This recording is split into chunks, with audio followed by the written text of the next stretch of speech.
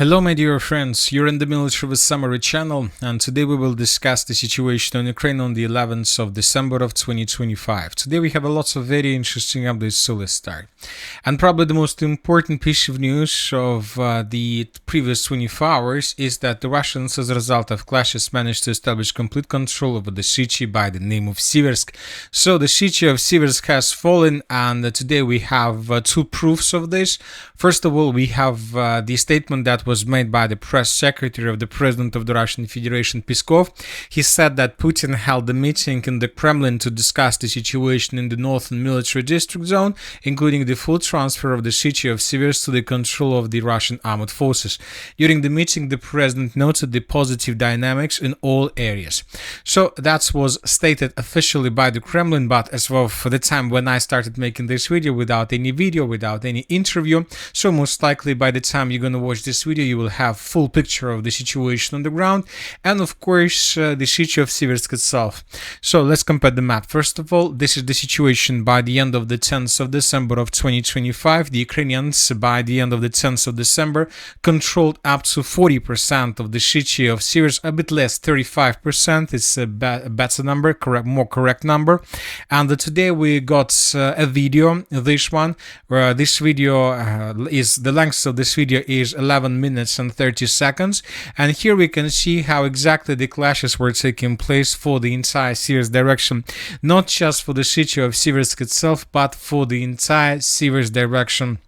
The Russians, during this, let's call it short video, 11 minutes and 30 seconds, were describing how exactly the Russians were attacking in the direction of the city of Siversk from the north, from the east, how the Russians were fighting for the settlement from the south, east, and from the south, describing and giving us the full picture of the battle for the territory. So lots of videos, lots of interesting episodes, and obviously this video is just 11 minutes and 30 seconds, but this video covers probably the period of time of 1 year between the beginning of 2025 and the end of 2025.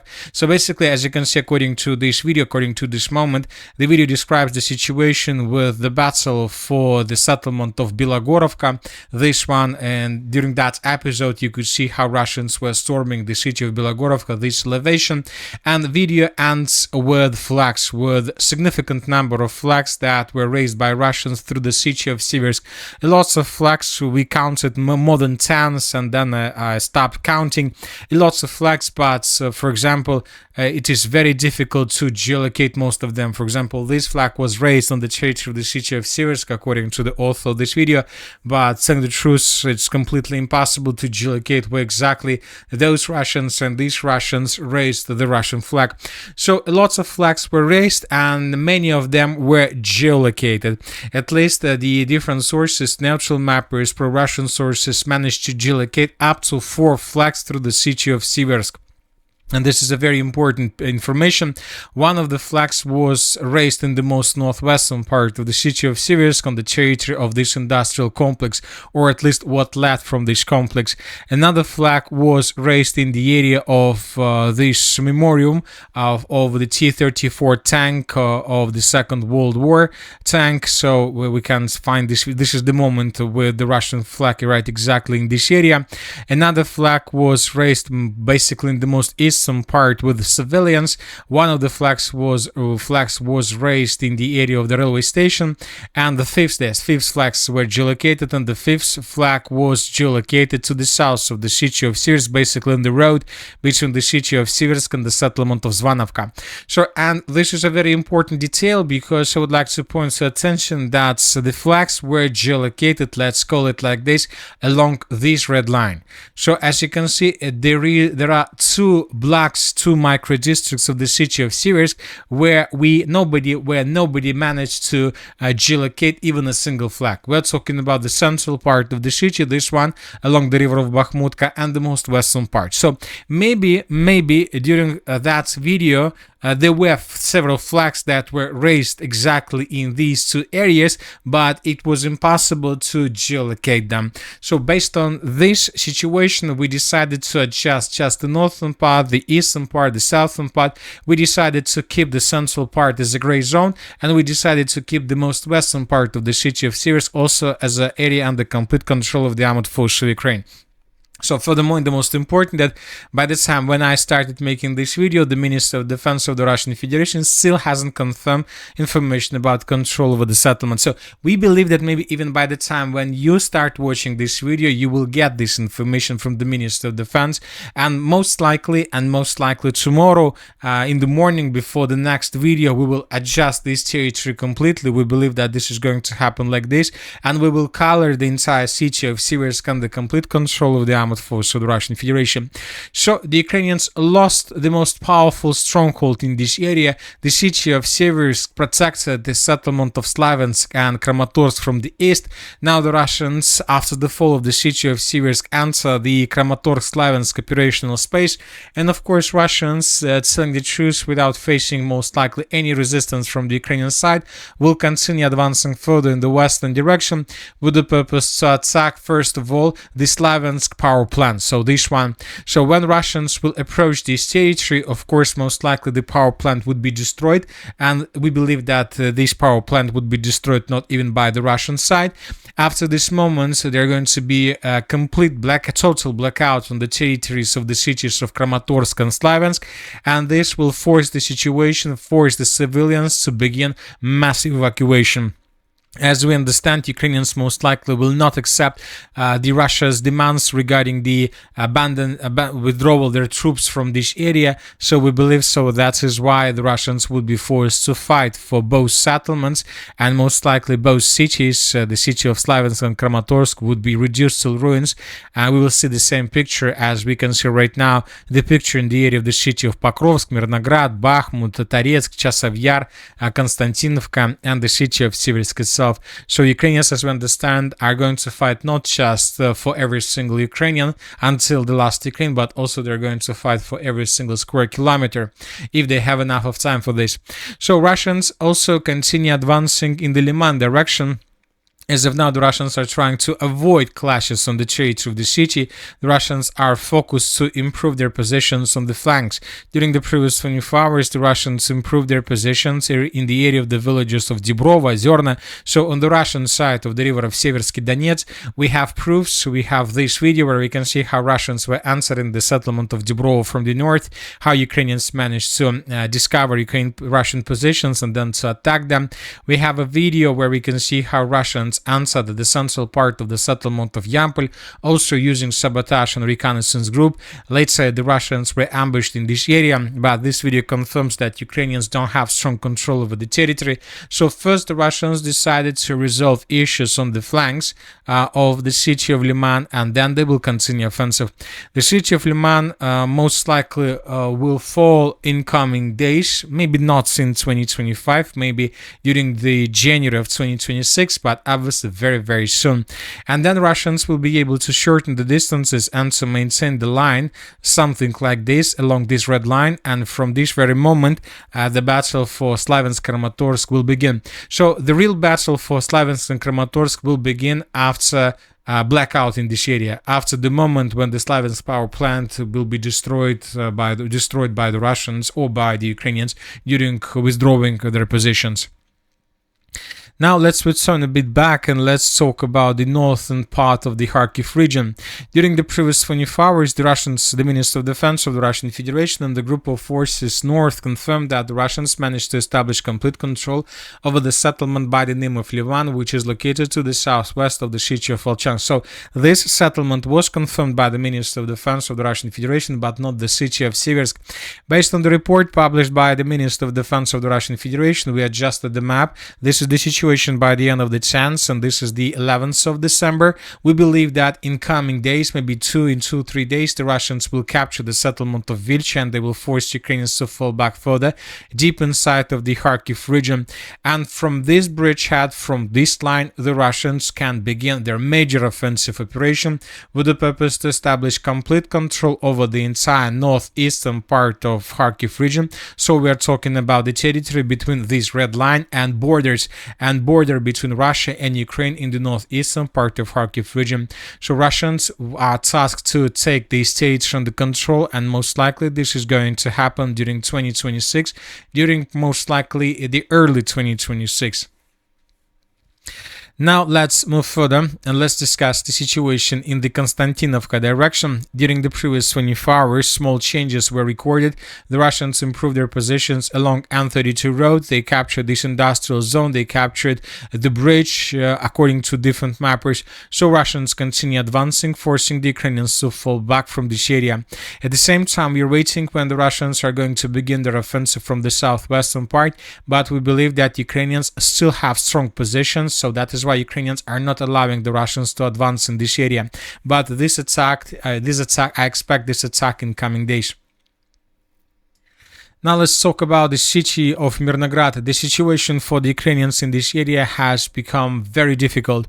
So these are the changes on the ground between the dates. So let's compare the map between the previous several days. So this is the situation by the end of the 5th of December of 2025, and this is the moment, this is the last day when we kept the settlement of Myrnohrad as the territory under yellow color control, which means that Ukrainians probably by the 5th of December still had more or less reliable control over the territory.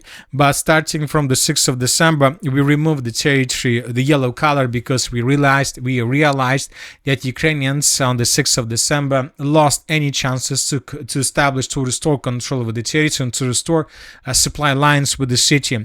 So, and starting from this very moment, the map began adjusting significantly from day to day. So this is how the map, these are the changes during the days between the 5th and the 11th of December, and by the end of the 11th of December we have colored completely the most southern part of the city based on the reports that were published by neutral mappers, by pro-Russian sources, by pro-Ukrainian sources. So almost every single source confirmed Russian control over the southern part of the territory. And the most important, we have this video, and here we can see an FPV drone attack on the Russian soldier that was moving in this area. As you can see, the snow started in the area of Donbass. So which means that now we will be able to understand and to see the difference between archived videos and the new fresh videos. So everything we know obviously is a fresh video, at least the next several days. So Russians managed to tighten the news around Ukraine's position significantly.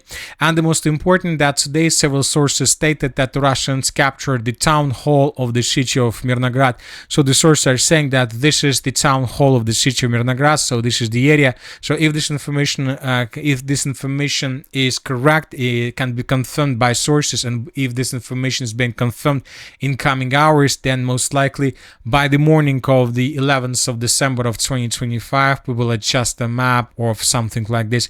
We will add additional territories under control of Russians, and now it's clear that in coming days the Russians will announce complete control over the settlement as well. Of course, both Siversk and Zelensky will reject this information, will deny this reality, saying that the situation is still stable, that Ukrainians control everything almost till the border with the Russian Federation, but geolocations, facts and sources are telling us completely different, describes us completely different picture on the ground. Another important video was published from the northwestern part of the city of Pokrovsk. In this video we can see that Russians began using tanks, armored vehicles, infantry fighting vehicles to attack the territory and to attack the positions of the armored forces of Ukraine. And correct me if I'm wrong, but it is the first video from the city of Pokrovsk where we can see huge amount of vehicles, armored vehicles on the territory of the city that belong to the Russian Federation. So we used to see tanks probably from Ukrainian side and just infantry from the Russian side, but starting from the 11th of December we began receiving more and more videos that confirms that Russians managed to bring not just a significant number of infantry and troops on the territory of the city, but the Russians began moving vehicles, which means that Russians currently have huge advantage with Ukrainians, in front of Ukrainians, to attack further deep inside of the territory of the rest of the Donetsk region. Now let's move further and let's discuss the situation in the Zaporozhye direction. During the previous 24 hours, small changes were recorded in this area, but they are very important. Despite the fact that the changes are small, they are very important. The Russians managed to cross the river of Gaichul and to establish control on the Ukrainian bank of the river along the Velikaya Street. This video was published by pro-Ukrainian sources, and here we can see how Ukrainians were attacking Russians right exactly in this area. So we have proofs that Russians Russians cross the river and the Russians are trying to dig in deeper. If you remember, during the previous days we discussed that there are three phases of the battle for the city of Gulyai-Polye. The first phase is the clashes in the first part is the clashes for the northeastern and the eastern part of the settlement, and the second phase of the battle for Gulyai-Polye is the phase when Russians are needed to cross the river of Gaichul and to dig in deeper on the Ukrainian side, and the third and the final phase of the clashes of the battle is when Russians are finishing the battle for the settlement itself. So according to the video published by Ukrainian sources from the river or from the street of Velika, we came to the conclusion that the Russians entered the second stage, the second phase of the battle for the settlement of Gulyai-Polye, which means that they're currently trying to cross the river and to dig in deeper, and they will try to consolidate their positions in the southeastern part, and from this bridgehead the Russians will continue advancing further in the northwestern direction. Furthermore, the Russians began bombing and attacking the settlement of Zalizhnishne, and this is already a settlement outside the original Gulyai-Polye direction. This is more likely the Orekhov direction. The Russians are bombing these territories, trying to slow down the reinforcements and reserves that Ukrainians are trying to send in this direction. So we see that the situation for Ukrainians is a very difficult one. We see that Ukrainians are not able and can't stabilize the situation, and due to this situation, we know that today another meeting, the meeting of the coalition of willing will take place. So probably this meeting has already started, and we start receiving lots of interesting statements. For example, the NATO's Rutte says European allies must increase their defense spendings to 5%. It's all about fighting Russia. We have to do it to reach our capability targets, to make sure that we can fight the Russians. So Rutte is preparing the European countries to fight the Russians. How can Putin continue his war against Ukraine? The answer is China. China is Russia's lifeline. China wants to prevent its ally from being defeated in Ukraine. Without China's support, Russia would not be able to continue the war. Another important statement was made by the Chancellor of Germany, Merz, and he said that any negotiated solution needs to preserve European security interests. It must not come at the expense of the unity of the European Union and NATO. So we see that there are lots of common interests on the territory of Ukraine between Russia and the European Union, and most likely we will not find a solution from this situation, only probably with the military means. At the same time, Ukraine continue attacking Russian commercial vessels. At least the sources are saying that this attack was made by them. In this video, we can see another oil tanker that was damaged by Navy drones, which means that this is not the last one, which means that we're going to get more and more pictures of this. Another important thing is that today, the United States of America, probably through their agents, were trying to reveal information about assassination attempt that took place on the territory of Israel. If you remember, the businessman Mindich fled to Israel after his schemes were revealed by were discovered by the anti-corruption agencies, and today it has become known that somebody tried to assassinate him, and probably the competitor Zelensky, or Zelensky's enemy, stated that this is the work of Zelensky, personal work of his hands. And that's it for today. Military Summary channel reminds we condemn any violence in the world. Thank you for watching. Subscribe to my channel, put your likes, join my Patreon, and have a good day. Bye bye.